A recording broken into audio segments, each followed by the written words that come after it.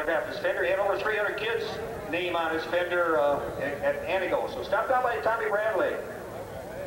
Hey, we've got Bill Mitchell up here watching this race. Need to key in on the food a little bit. That's just the Starters Tower. The Potawatomi Bingo Northern Lights Casino Brush Run is underway for 1998. And as we say, who's it gonna be around turn number 1? Stan Ambrosiak. Stan the man, Ambrosiak. With Followed by 606, currently running in followed by Gerald Calloway.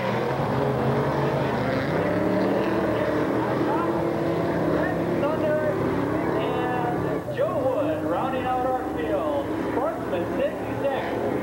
And Stan Ambrosiak is definitely a wet track kind of guy. He likes those slippery spots. He's putting a big chunk of real estate between himself and second position right now, Ron. And Red Thunder just moved up a position. Got himself up in the 4th spot. Jeremy Flannery out of Crandon. Oh, little wide going through the Superflow corner down there and backed up a position, but he might be able to get it back real fast. And they come underneath the Budweiser finish line. Officially, we're now starting lap number 1.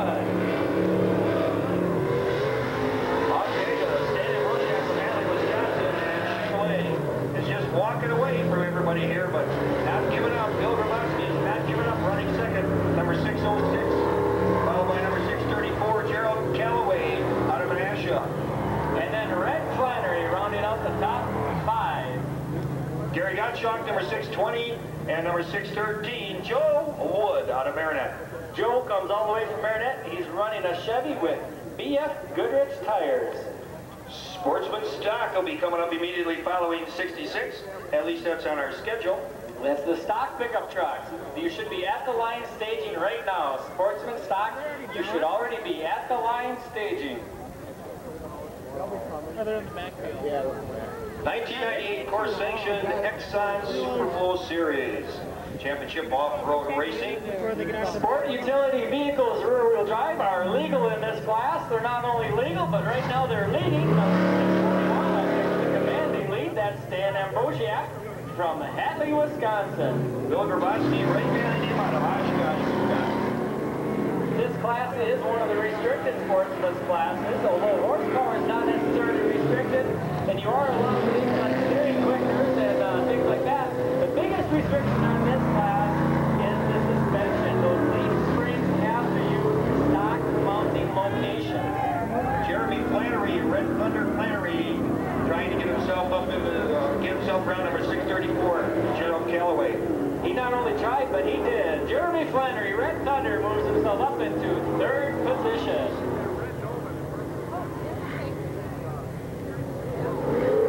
Each of our races will be 15 minutes long. They'll be running anywhere from 7 to 9 laps. Depends how fast you go.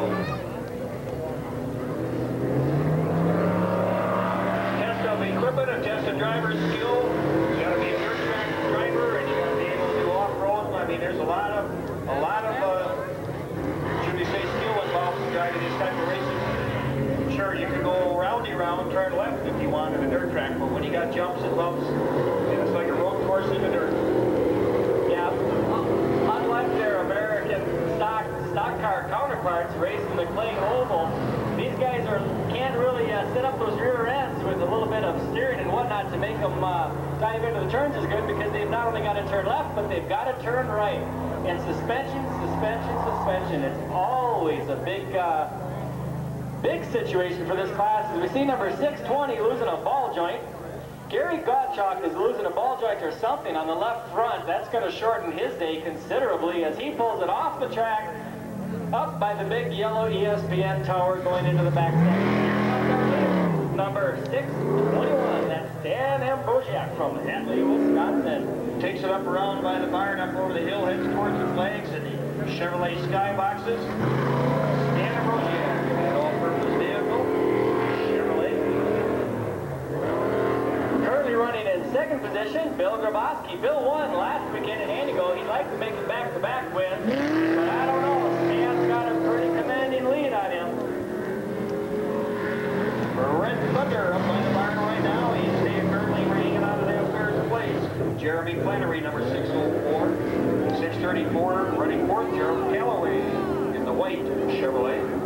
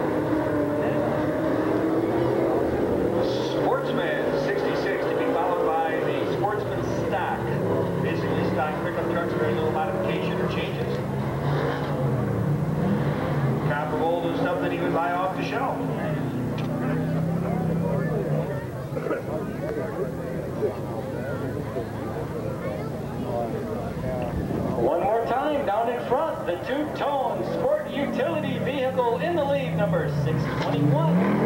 That's Stan Ambrosian from Athens, Wisconsin, running on Goodyears. Uh-oh, Stan just pulled off the track. Our leader just pulled off the track down in front of the barn. What is wrong and where is he going? Something major just went wrong with that truck. And that puts Bill Grabowski out in the lead, and I'll bet you Bill doesn't even know it yet. Oh, if he goes past him and sees him on the right there, he'll know it now. That puts Red Thunder in second place, number 604. Just heading up towards the barn right now, Jeremy Flannery. Red's dragging something underneath in front of that car. I hope it's nothing too important. I hope it's exhaust type equipment and not suspension type equipment. Joe Wood running in third now, the yellow Chevy, number 613. We see something flopping by the driver's window on that Joe Wood car. Nah, could have just been some debris fly by.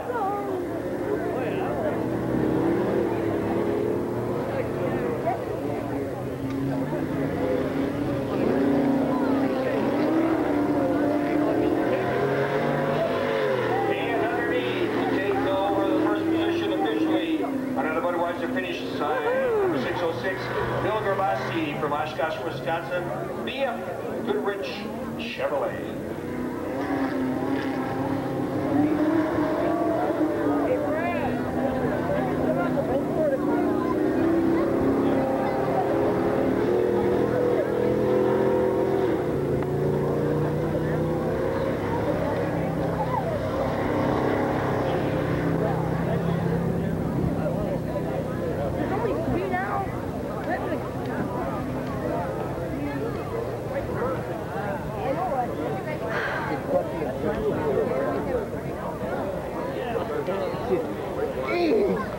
This is just the first of a fantastic weekend coming up. First race of a full weekend of racing all the way through to the good old boy trucks this afternoon and good old boy cars tomorrow afternoon. As our leader one more time comes down here in front of us and heading up towards the barn, 606, Bill Grabowski from Oshkosh, Wisconsin. Next around, Jeremy Flannery, number 604. Jeremy is, as we mentioned, a hometown favorite here in Crandon. His mom is working hard up at that barn food stand, flipping those burgers and making those cheeseburgers and fries and wings for everybody. Although I'm willing to bet that she took this race off to watch. Jay, you didn't see any debris on that number 613 of Joe Wood. What you saw was the window net flapping in the wind, and they are going to give him the black flag to bring him in to fix that window net. Yeah, loose window nets are a very definite black flag situation, because if you were to roll over, there's nothing to keep arms and legs in the vehicle.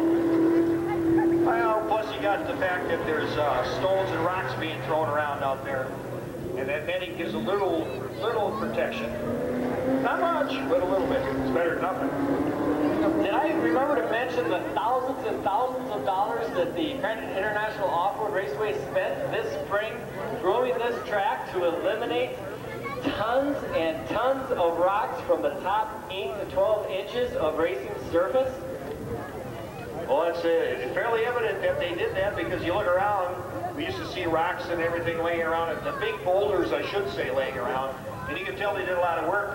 See that new retaining wall down here by Parsons Pond?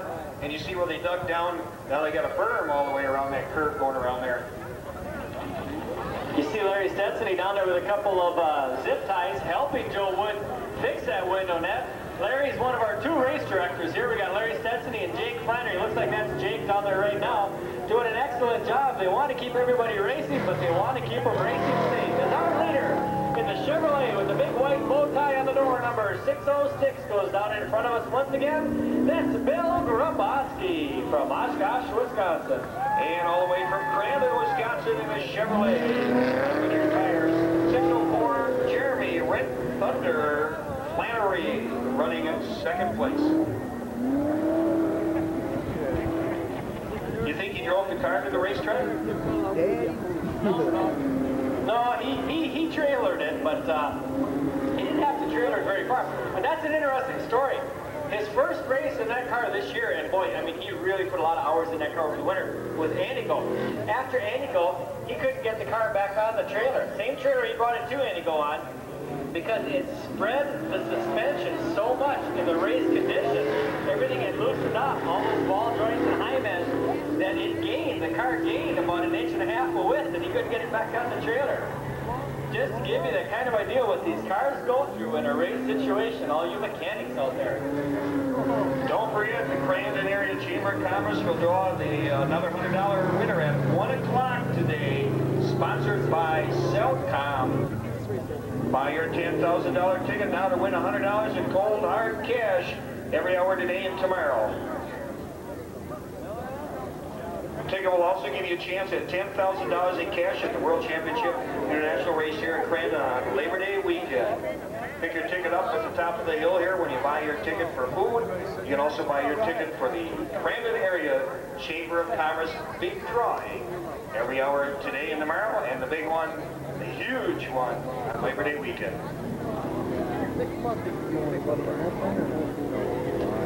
Once again, any racers, I want to make sure that everybody notices this. You don't have to be an off-road racer. If you want to buy some Power 110 race gas, Remington Oil will be here selling Coke brand Power 110 race gas from 9 till noon tomorrow.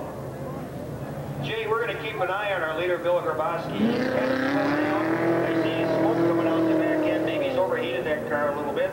But we're going to keep an eye on our leader, Bill Grabowski. He's looks like he's going to come around. He may be getting the checkered flag here or the white flag very shortly.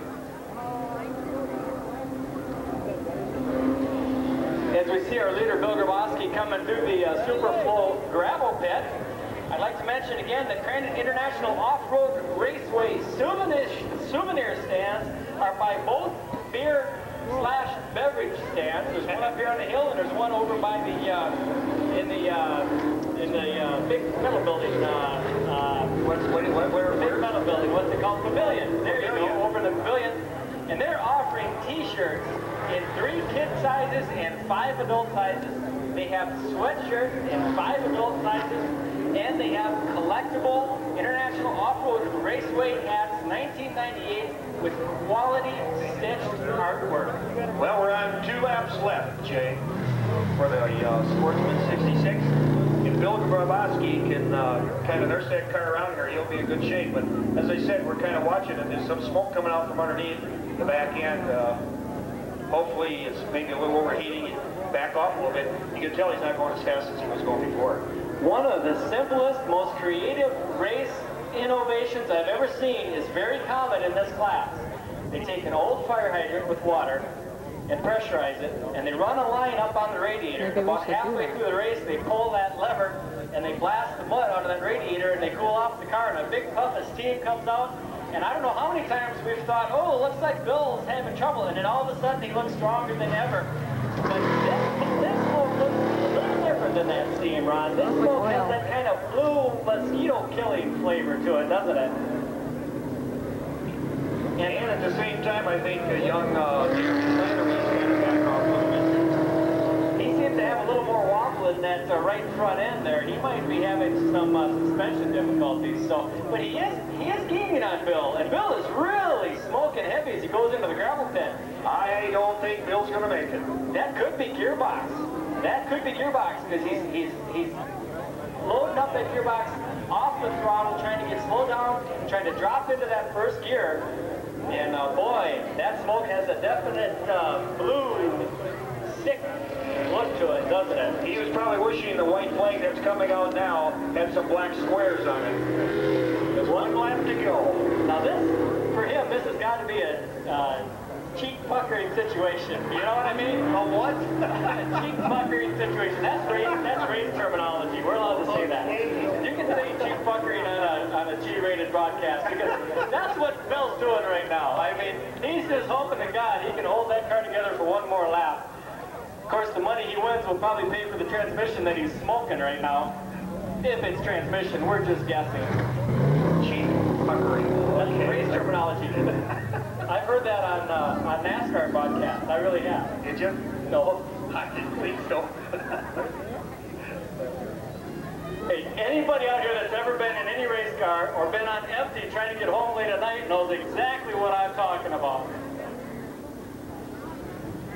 Well, let's see if Bill Grabowski can be kind of cheeky with that car and bring it around the corner here. I tell you what, if the first car, here he is, Bill Grabowski, first car around the Rampage Corral, definitely nursing it on this white flag lap. No doubt about that. Sounds like he's only got low gear almost, doesn't it? Here comes Red Flannery. His spotters are probably telling him to really get on the gas. We might see a challenge by the end, but I don't know. There's an awful lot of real estate between that first and second place car right now. Well, I think Bill might just have enough, unless she seizes up on him, he just might have enough to get up over that Rancho suspension jump and coast it around the final corner underneath the Budweiser finish sign as Johnny Mullins grabs the checkered flag this time. It shifted from first to second going over the jump, so he's got more than enough. Looks like we're going to see back-to-back wins in the 1998 CORR Sportsman 66 for Bill Grabowski. Give him a round of applause, ladies and gentlemen. Bill Grabowski wins another one with his Chevrolet on BF Goodrich tires. And for his second of the season, it's Jeremy Flannery, Red Thunder, for his second of the season. We've got one more car out on the racetrack right now. I believe that was Joe Wood from Marionette in the yellow Chevrolet. When we see Joe coming around, he's currently running in third.